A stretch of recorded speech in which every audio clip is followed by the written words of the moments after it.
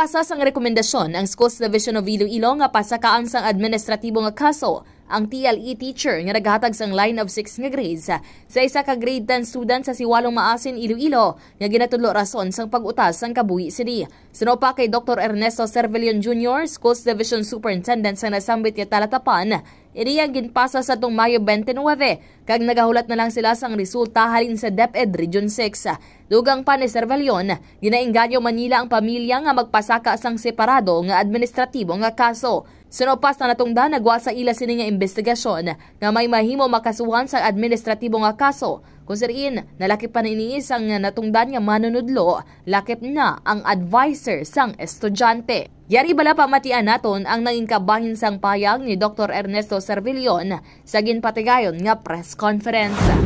Clouds of doubt. That's why ang aton recommendation na nag-connect mandira to serve justice sa bata, sa family, and to also give an opportunity sa concerned teacher to explain and defend herself by way of presenting also evidences.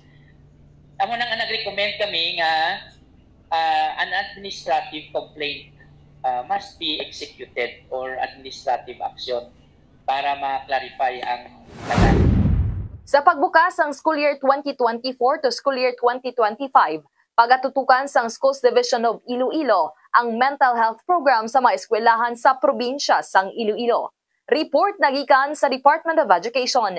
Inisi ka K5 Kimon Tanyo Kaluyo kag para sa kampiyon nga balita, serbisyo publiko kag galingawan sa Iloilo.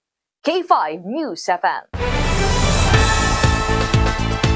Ang ining nga balita ang ginadulong sa inyo sang DTX Coffee Mix. Himo sa natural nga sangkap pareho sang amarkuso, chia seeds, sugared cane extract powder. DTX Coffee Mix. Nakakapi ka na, naka-detox ka pa. DTX Coffee Mix. Mabakal sa mga butika.